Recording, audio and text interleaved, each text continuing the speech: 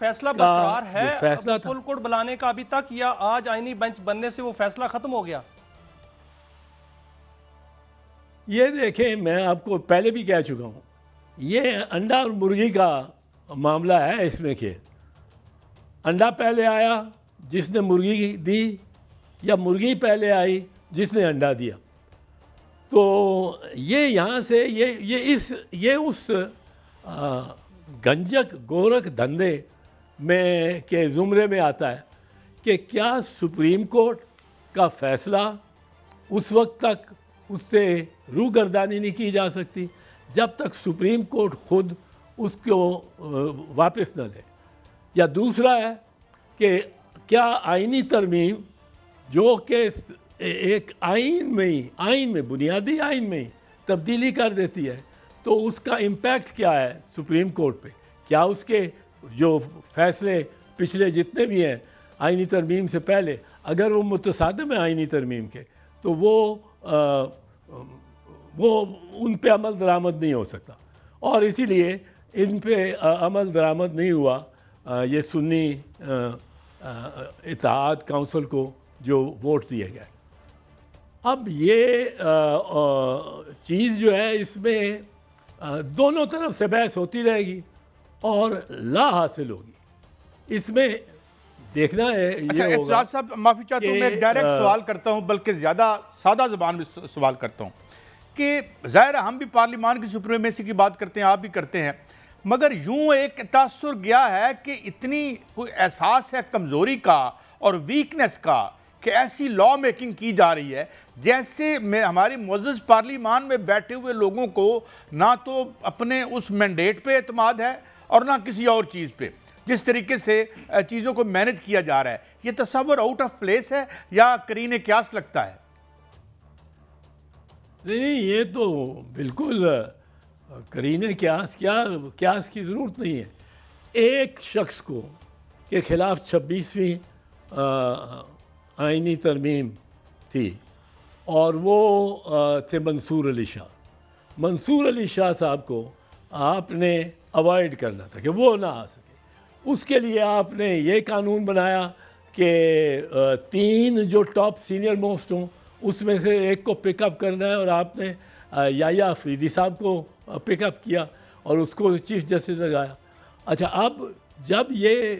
آپ نے کر لیا تو پھر بھی آپ کو یہ فکر ہوئی کہ یہ تو منصور علی شاہ کے جو ہیں ساتھی یا ہم خیال ججز، وہ تو کمیشن میں جس نے بینچز بنانے اس میں میجورٹی میں آ جائیں گے. تو پھر کیا کریں ہم؟ تو پھر آپ نے اس لا کو، پروسیجر اینڈ پریکٹس لا کو آپ نے ایک دفعہ پھر بدلا، اور اس میں آپ نے یہ 4 ممبرز آف پارلیمنٹ بھی اس میں ڈالے. اب سر حکومت نے تو یہ کر دیا، حکومت نے پہلے ان کو چیف جسٹس نہیں بننے دیا، پھر ان کو آئینی بینچ میں نہیں آنے دیا، تو پھر کیا منصور علی شاہ جو ہیں وہ اب آپ کو نظر آ رہے ہیں کہ اپنے ساتھی ججز کے ساتھ بیٹھیں گے اور بیٹھ کے کام کرتے رہیں گے، یا جو وکلا تحریک آ رہی ہے ممکنہ طور پہ اس میں شامل ہو جائیں گے؟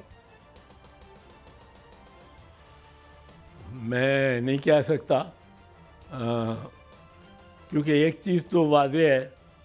کہ میں سمجھتا ہوں کہ وکلا تحریک بھی زیادہ جلدی اور کارگر اسی وقت ہوتی ہے جب کہ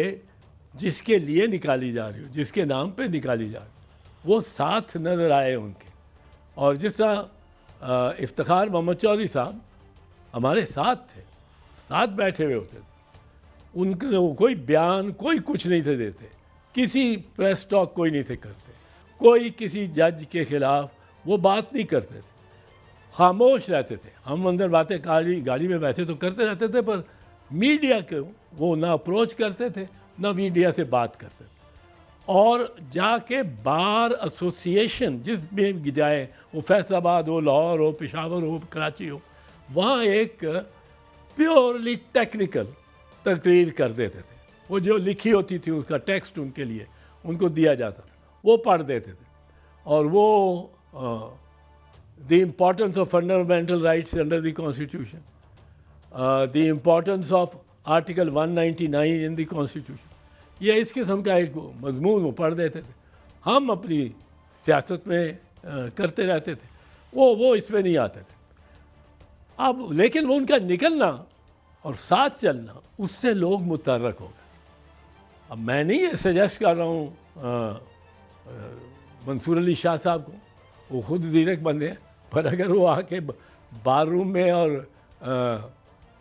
ساتھ بیٹھ جائیں، بار روم کو ایڈریس ہی کرنے آ جائیں تو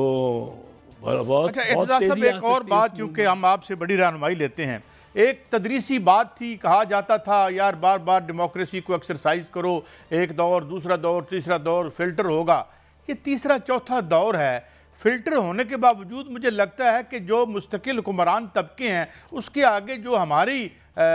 جو الیکٹڈ ایلیٹ ہے وہ کیپیچولیٹ کر گئی ہے، بجائے اس کے کہ وہ اسٹرینگتھن ہوتی، ڈیپن ہوتی، ویل روٹڈ ہوتی. آپ کیسے دیکھتے ہیں؟ قاضی صاحب، ایک بڑی سمپل سی بات ہے. آپ کے سین میں آپ نے ایک لاش دفنائی ہو تو آپ نکل کے گھر سے باہر بھی آپ میں کانفیڈنس نہیں ہوتا، آپ میں اعتماد ختم ہو جاتا ہے کہ میری کہیں پیچھے سے میں نکلا ہوا ہوں گھر سے، کوئی مٹی ہٹا کے اور کھود کے وہ لاش نہ نکال لے. اب جن لیڈرز کے، وہ نواز شریف ہو، پرائم منسٹر ہو، خواجہ آصف ہو، ان کے سین میں لاش دفن ہو، فارم 45 اور فارم 45 بین ثبوت ہو کہ آپ نے دھاندلی کی ہے، رزلٹ چینج کیا ہے، اور اس کے ڈاکومنٹس ہی سوائے فارم 47 کے، آپ اس سے 45 سے پہلے سارے ڈاکومنٹ آپ نے زائل کر دیے ہوں، تلف کر دیے ہوں. تو ایک فارم 47 ہے جس میں جو ٹوٹل ہر پولنگ اسٹیشن سے ملا ہے، اور فارم 45 پہ درج ہے ہر پولنگ اسٹیشن سے ہر کینڈیڈیٹ کو، وہ ٹوٹل فارم 47 میں ہونا چاہیے. لیکن فارم 45 کیا آپ کو فارم 47 کے خلاف مولانا فضل الرحمان، پی ٹی آئی اور ساری اپوزیشن کٹھی ہوتی ہوئی نظر آ رہی ہے؟ کوئی بڑا گرینڈ الائنس بنتا ہوا نظر آ رہا ہے سر؟ دیکھیں، اگر تو ان کو سیریسلی چیلنج لینا ہے تو پھر تو ان کو فارم 45 کے پیچھے جانا ہے اور درخواستیں دے کے الیکشن کمیشن کے سامنے سارا پریشر الیکشن کمیشن پہ ڈالیں کہ آپ نے فارم 45 جب اپلوڈ کی تھی تو ہم نے دیکھی تھی، ہمارے پاس ان کی کاپیاں بھی ہیں، وہاں سے اٹھائی بھی، اور ان میں بہت فگر کاٹ کے آپ سوچیں کہ ڈاکٹر یاسمین راشد کے اصلی فارم 45 میں جو تھے وہ کوئی 1 لاکھ سے اوپر ووٹ تھے، اور میاں نواز شریف صاحب کے اسی حلقے میں ان کا فارم 45 میں ان کے پاس.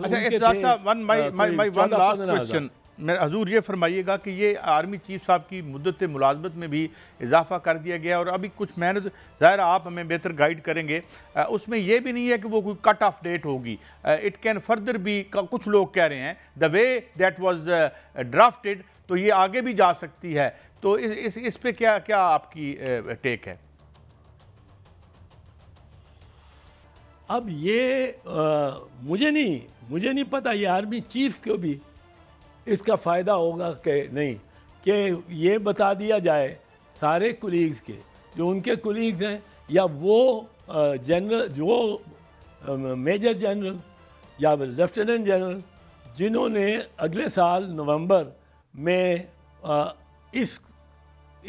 پوزیشن میں ہونا تھا کہ وہ آرمی چیف کی ریٹائرمنٹ پہ وہ ان میں سے کوئی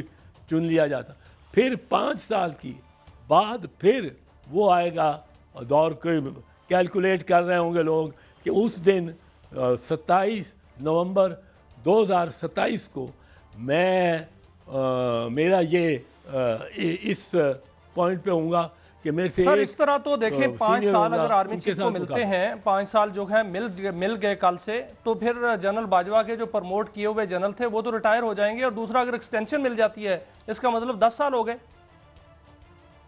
وہی میں کہہ رہا ہوں نا، کم از کم 3 کم از کم 3 کیٹیگریز اور جنریشنز آف جنرلز ہیں، ان کے پراسپیکٹس پروموشن کے آج ختم ہو گئے.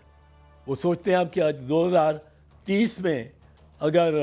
یا 2034-35 میں اعتزاز احسن صاحب، یہ آپ کی رہنمائی ہمارے لیے ہمیشہ مشعل راہ رہتی ہے.